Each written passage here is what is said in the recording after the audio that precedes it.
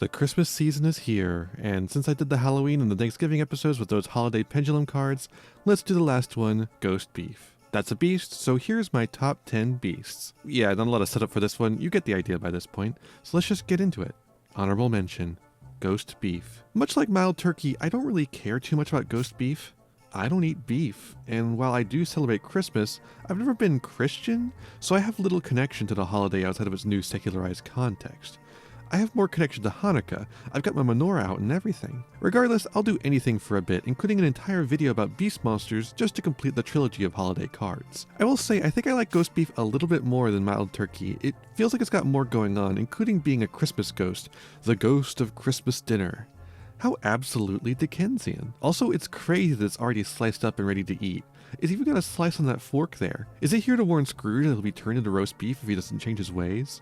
This time it really is a little bit of undigested beef. Number 10. Thenan the Great Sphinx. I'm yet again risking being called a Yugi boomer with this choice, but I can't help it. As a kid, I somehow got my hands on the exclusive pack cards, despite the fact that I don't remember ever getting the pack. I must have gotten them from some other kid. I was obsessed with these cards, and Thenan in particular, because he was so big and special summoned himself out. You didn't need a tribute for this guy. Now unfortunately, I also didn't go and see the Yu-Gi-Oh movie, so I didn't have the Pyramid of Light either. So I could only look at the cards in my collection and dream of getting it at some future date. That future date turned out to be 2020 when I discovered the card in a bundle I bought off of eBay before I knew any better about doing that. That bundle actually turned out pretty alright, but I bought plenty that weren't. Anyways, after I got that, I immediately built a Thenan deck. Even in my extremely casual for fun deck format, it was so bad that I had to give it Pot of Greed and Graceful Charity to let it compete. But you bet your ass that I summoned that big stupid Sphinx and made Kid Me proud. I also ended up finally watching that movie, and it is unfortunately dog shit, quite possibly the worst piece of official Yu-Gi-Oh media out there. I can say good things about the Waking the Dragon arc, but the only good thing I can think about from the Yu-Gi-Oh the movie is the introduction of the very cute Toon Dark Magician girl. I guess Thenan as well, because even though he's basically unplayable, I still have a bit of a soft spot for him. Maybe they'll make a legacy support for him someday. That'd go crazy. Number 9. Behemoth, the King of 100 Battles. Behemoth, the King of All Animals, is an absolute classic of a card, appearing on a ton of other artworks throughout the Yu-Gi-Oh roster. It was another one of those cards I adored as a kid that I would try to force despite it being very bad. So imagine my shock when the creature finally got a full retrain instead of just a cameo position in random spell traps. Behemoth, the King of 100 Battles has the same stats as the original despite being a level 10, but its effect lets it tribute for 1 less than normal. If you did tribute summon it, it becomes unaffected by activated effects of special summon monsters. That's right, this guy is a bit of a towers, which is pretty neat. Then, if you normal or special summoned it, you can take a tri-type in your grave and add it to hand for the cost of 700 attack. Don't worry about that too much though, because you gain 700 attack during your end phase. Okay, I didn't say the new card was good either, but it is much better than it has any right being. In fact, in limited settings, it can actually be a bit of a house. Looks-wise, the new Behemoth retains a lot of the cool details of the original, although it loses that cool rendering style. It makes up for it by crafting a narrative of an older Behemoth that has seen so many battles that now it towers above all. It's missing a horn, its fur is grayed, and it's got several scars on its chiseled body. Also, its tail has a bunch of spikes on it now. Not sure what the deal with that is. Overall, a very cool tribute to an iconic card, even if it's not particularly playable. Number 8. Nefarious Archfiend, Eater of Nefariousness. I like this guy because he has a stupid name. Something about the repetitive nature of it is just so funny, while Dark Magician, the Magician of Black Magic instead makes me groan. I guess it feels like Archfiend Eater has an intentionality to its repetitiveness that DM the MBM just doesn't. It feels like they accidentally gave Dark Magician a stupid name, while Archfiend Eater was entirely on purpose. Nefarious is already a funny word, enhanced by the Nefariousness edition, which is why they used it for the vanilla versions of Archfiend Eater, a Beast Marmot of Nefariousness and Archfiend Marmot of Nefariousness. We also got another funny variation on it with the Awakening of the Possessed version, Nefariouser Archfiend. It is weird though that they can't seem to decide if this guy is an Archfiend or if it eats Archfiends. Being a beast instead of a fiend, you'd think it wouldn't even be a discussion, but either way they all have Archfiend in the name, so the point is moot. They are Archfiends by the rules of Yu-Gi-Oh! All that script, written from just a funny name. Never underestimate my power. Number 7.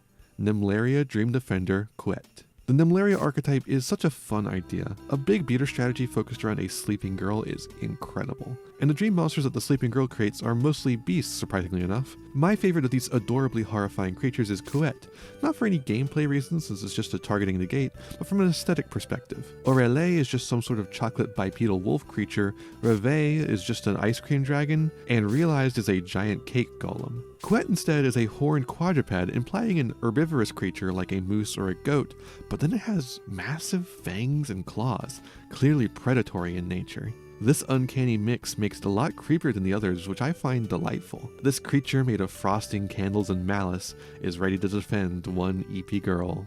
Number 6. Master of Ham. Here's a tough little cutie from a recent pack. Master of Ham is the most recent piece of flip monster support that comes in the package of a pretty generic 2-beast fusion monster. If a beast deck ever becomes top tier, this will be a good super poly target, especially so if you play a flip deck, since it can special summon one face down from the deck on fusion summon or on flip. It can also summon itself face down from the grave by banishing 2 flip monsters on field or in grave, letting you get that effect off again. Being a level 5 fusion monster, it's also an instant fusion target, which makes it pretty easy to get out. It's a very powerful card for a terrible mechanic, which unfortunately has hemmed in its playability. It's a shame for such a funny card too. The Grizzled Hamster Adventurer is an incredible idea for a one-off card. I wonder if we'll ever get expansions on the Master of Ham world. Maybe see some of the Ham Venturers. Maybe a whole archetype of beast flip monsters that can do fusions to make this guy, and might make him a bit more accessible without having to get the limited instant fusion to hand. Although flip monsters that do fusions is kind of Shadow's territory, so I don't know that they'll do that. Either way, Master of Ham is certainly a card that I think about a lot. Number 5. Fabled Cerberus. Puppy. Everyone loves Fabled, and the best Fabled guy is the triple puppy Cerberus. The little Fabled imp here is taking it for walkies, which is going well for now, but won't be like that for long. Such an energetic little 3 guys. Cerberus is already a very good concept, Hades understands this very well, but if you make it a little chibi puppy dog, it's even better. Its effect text is extremely simple. If you discard this guy, you special summon it. Simple as that. Now, as a Fabled card, Cerberus in the dual terminal lore universe, but since it's just a Fabled beast, it basically has nothing to do with the actual story, so don't even sweat about trying to understand any of that. Instead, you can just focus on the cute doggy.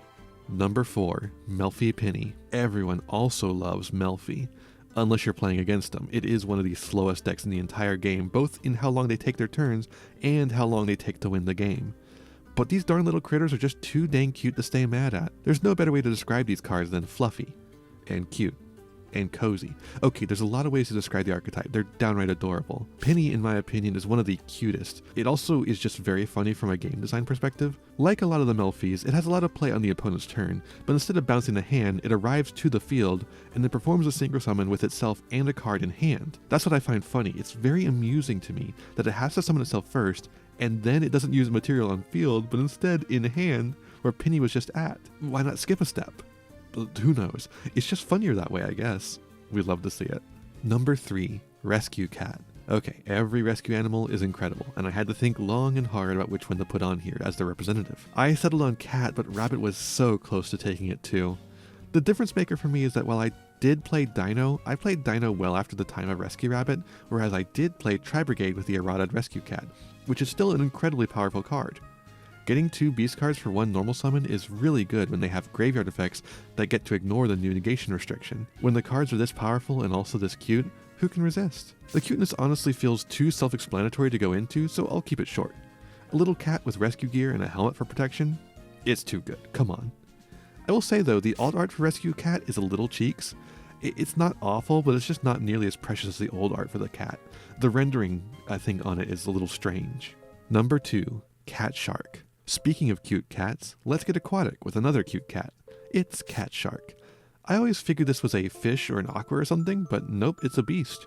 Very popular in Sprite frog decks to double the attack of Ixie's monsters for lethal, and very popular with me for being adorable. It's a cat. It's a shark. It's Cat Shark. The background is very pop art, with the water at the bottom and the kitty prints at the top to represent the 2 worlds that Cat Shark inhabits. This thing is really cute, but I gotta imagine its life as a strange chimera of aquatic and terrestrial life is very painful. I don't know, what do you want me to say about this? It's just Cat Shark. I just think it's neat. Number 1. Tri-Brigade Bear Room the Rampant Rampager. The Tri-Brigade appear once again. I was between this and Ferrigite for this slot, and the one thing that tipped the scales for me was Bear Mech. You just can't argue with Bear Mech. Why did Kit make the Bear Mech? Why wouldn't she? It's fucking awesome. I feel like this card is less generally useful than Ferrigite, but getting guaranteed access to Revolt is so important for Tri-Brigade specifically that I can forgive her summoning effect being a little costly. The fact that we get to keep playing this awesome looking card makes it all the sweeter. What even happens to the bear mech? Does it just get destroyed in some battle or something? I'm sure someone will inform me in the comments, so look there if you also don't know. Regardless, I think this card is super cool and it's part of one of my favorite decks. And that's an easy #1 spot to me. So there you have it, my top 10 favorite beast monsters.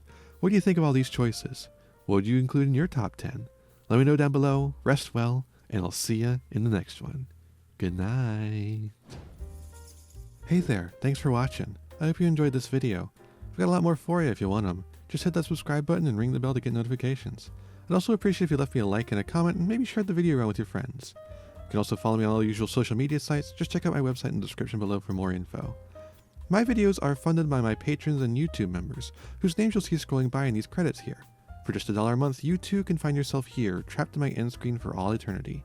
In particular, I'd like to thank Haru Hayes, Fleekill, Frog Prince Michael, Jeremy Coatney, the Almighty Ferret Lord, and Fire Mizumi. A big thanks to all my other patrons and to my little community as a whole. Remember to be kind to yourselves, be kind to others, and have a wonderful whatever time it is for you. Bye-bye, sleep well.